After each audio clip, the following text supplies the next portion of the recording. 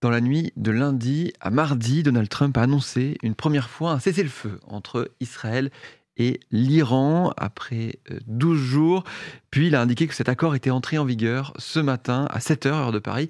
Alors que prévoit ce cessez-le-feu peut-il durer et qui avantage-t-il? On va poser ces questions et bien d'autres à Georges Malbruno. Bonjour Georges. Bonjour. Merci d'être avec nous aujourd'hui, spécialiste du Moyen-Orient et grand reporter au Figaro. Déjà, qu'est-ce qu'on sait des termes de ce cessez-le-feu? Bah, on ne sait pas grand-chose des termes Mhm. de cessez-le-feu parce qu'il n'y a visiblement pas eu d'accord écrit signé, évidemment.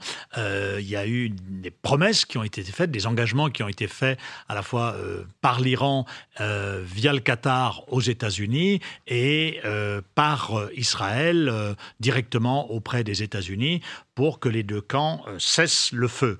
On a vu que ce cessez-le-feu fragile avait été rompu. L'Iran a envoyé une salve de missiles après la conclusion du cessez-le-feu. Donc, ça reste très fragile, mais on a l'impression que de part et d'autre, il y a au moins une volonté de répit, parce que l'Iran est très affaibli.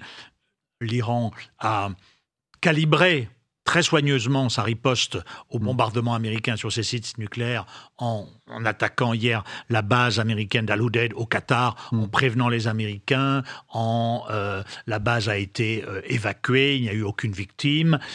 Donc tout ça a été chorégraphié. Il fallait que l'Iran riposte pour sauver la face, et ils l'ont fait. Et vous avez vu qu'après, d'ailleurs, Donald Trump a remercié l'Iran De les avoir prévenus. de nous avoir prévenus.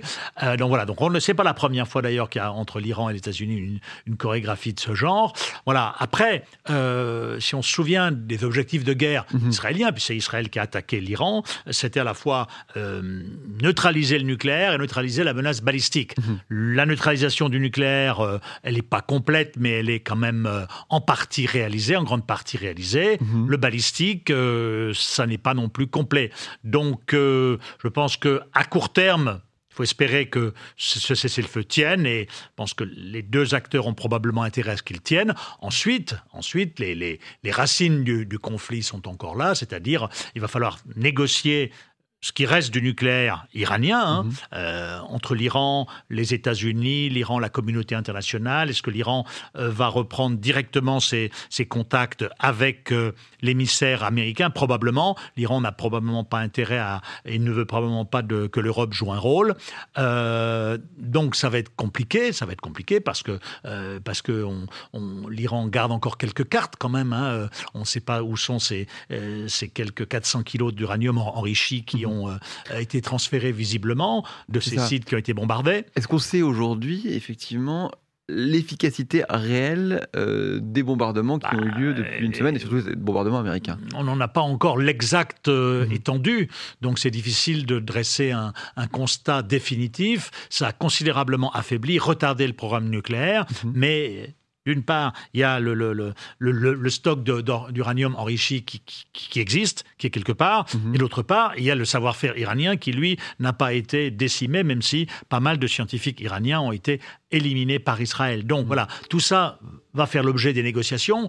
Ça va quand même pas facile de négocier après 12 jours de guerre. Donc ça montre que tout ça est très fragile, oui. Mais l'Iran a compris quand même qu'il en allait de sa survie. Et comme je le dis souvent, les dirigeants iraniens ne sont pas suicidaires. Et le premier d'entre eux, Ali Khamenei, du fond de son bunker, a compris qu'il devait à un moment donné céder. Oui, il n'avait plus le choix. Aujourd'hui, l'Iran a donné le change, comme vous l'avez dit, mais par contre, ils ne peuvent pas se lancer dans une attaque, ou en tout cas, ils ne peuvent pas continuer il aurait pu l'escalade.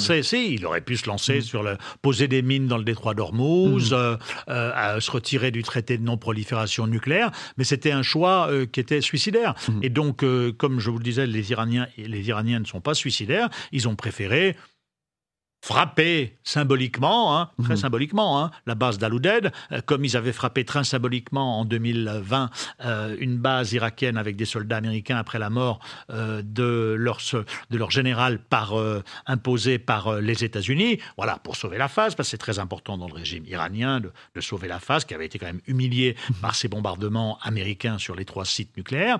Voilà, et donc ils ont sauvé la face, d'après eux, et maintenant ils vont négocier. La négociation n'est pas finie, ça n'est pas la fin de l'histoire. Oui, parce qu'il y a encore, on imagine, ces négociations sur le nucléaire, dont sur le balistique, sur le balistique, dont Donald Trump était sorti de ces accords. Est-ce qu'aujourd'hui, on va pouvoir reprendre une discussion il va y avoir des exigences qui vont être encore plus fortes à l'égard de l'Iran, qui sort quand même défaite de ce conflit. Donc après, l'Iran va vouloir limiter les dégâts. Donc ça va être d'autres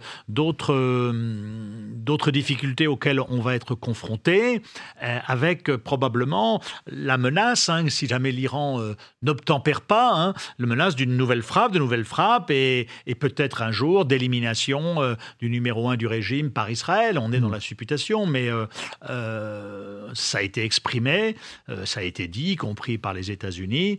Cela étant, on voit bien que cet objectif du régime change, qui était parfois un peu agité, était quand même assez irréaliste. Quand on connaît l'Iran, moi ça ne me surprend pas, mais les États-Unis n'ont pas envie de se lancer dans une aventure extrêmement périlleuse, et Israël non plus. Le but a été d'affaiblir suffisamment l'Iran, d'un point de vue nucléaire, balistique, pour que l'Iran ne représente plus une menace pour Israël et aussi pour ses voisins. C'est en partie réalisé. Maintenant, il va falloir formaliser tout ça dans un cadre négocié. Ça va être compliqué. Oui, et le but, c'est de faire continuer ce cessez-le-feu.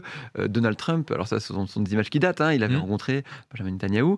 Est-ce qu'il a réussi son pari ? Donald Trump ? Oui, quand même, parce que hier soir, on était loin de s'imaginer qu'un cessez-le-feu était en négociation. C'est ça ce qui est assez étrange dans cette histoire, c'est que le Qatar, qui a été frappé, même si c'est son territoire, mais c'est la base d'Al-Udeid, après avoir été frappé, a joué les médiateurs entre l'Iran et les États-Unis. Et donc, le cessez-le-feu a été négocié. Donc, effectivement, Donald Trump a réussi quand même un beau coup, il faut le dire, en affaiblissant considérablement les installations nucléaires iraniennes, qui est une menace pour la région et au-delà, et dans le même temps, négocier avec l'Iran un cessez-le-feu qui, espère-t-on, va tenir.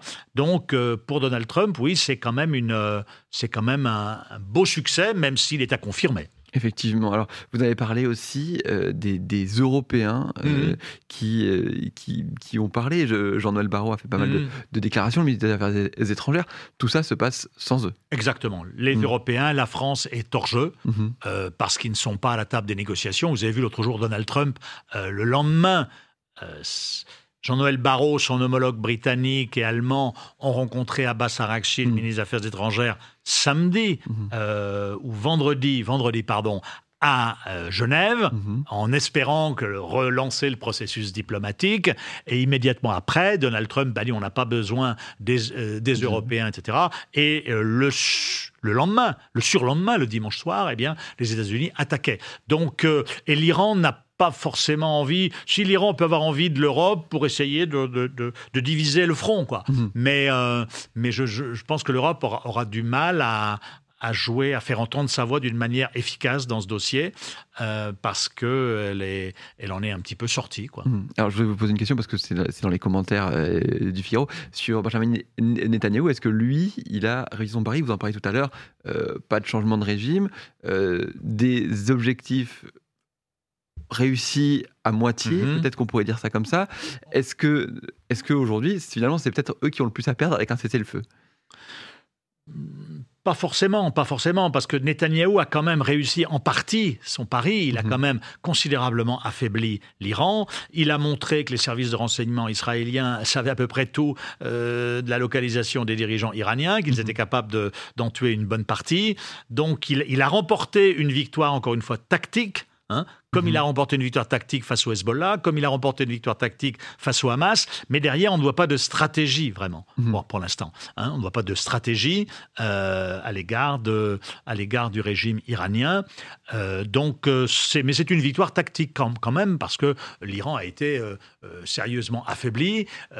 Israël a été soutenu par une grande partie en tout cas des pays européens et ce qu'on appelle les pays occidentaux, même si certains, comme la France, ont trouvé que le changement de régime n'était pas une bonne idée. Donc voilà, je dirais victoire tactique de Benyamin Netanyahou, comme à son habitude, mais bon, pas victoire stratégique. L'Iran restera une menace, probablement, même si elle est aujourd'hui considérablement affaiblie. Alors, je vous pose une question un peu de prospective, puisque c'est celle qu'on pose à nos internautes du Figaro. Est-ce qu'on pense que Donald Trump va réussir à imposer un cessez-le-feu durable entre l'Iran et Israël? Je dirais oui. Oui, a priori. Je dirais oui, durable. Vous savez, durable, oui. C'est durable, c'est quoi? Ça peut être 3 mois peut-être, 6 mois, 3 ans, personne n'en fait rien. Donc durable, quelques semaines, il faut l'espérer, quelques mois, parce qu'il y a aussi le dossier de Gaza qu'Israël doit régler, Trump et d'autres. Hein. Donc je dirais durable à court terme, oui. Bien sûr. Très bien. Merci beaucoup. Vous voyez, les internautes sont assez divisés, plutôt non pour eux, à 40% des voix d'internautes. Merci beaucoup, Georges Malbruno, d'avoir été avec nous. Merci à vous, internautes, d'avoir été nombreux à nous suivre. Et moi, je vous dis à bientôt pour de nouveaux directs sur le Figaro.